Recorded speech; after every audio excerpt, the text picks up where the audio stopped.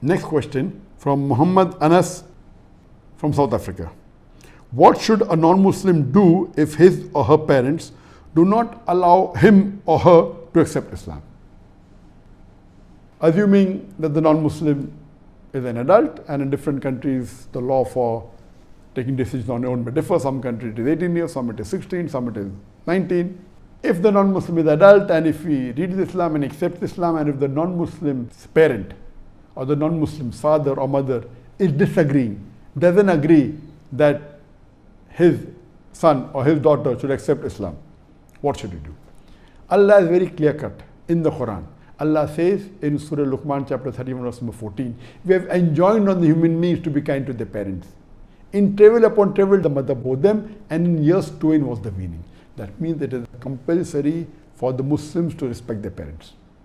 But the next verse, Surah Luqman chapter 31 verse number 15 says, but if your parents do jihad, struggle and strive to make you worship somebody else besides Allah, then do not obey them, but yet live with them with love and companionship.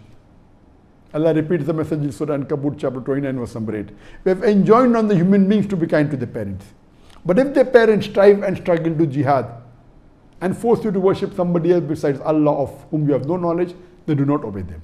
So here Allah goes out of the way to say that you have to respect your parents, obey them. But if they tell something against the teaching of the Qur'an, against the teaching of beloved Prophet Muhammad, you should not follow them. So if a non-Muslim children, they realize that Islam is the true religion, and if they want to accept Islam, and if that non-Muslim parent is preventing, the best thing the son or the daughter can do is explain to the father and the mother what is the true concept of Islam, what is the concept of Tawheed, about the teaching of Muhammad, and try and make them understand that Islam is the logical religion, it's the best way of life.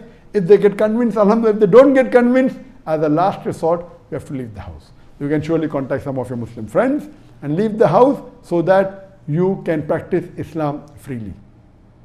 You can leave the house, but naturally once you accept Islam, you have to pray 5 times, you have to give zakat, you have to fast. So all these things would not be possible for you to live under the same roof with your parents who are objecting. If they agree, you can stay in the same house and continue.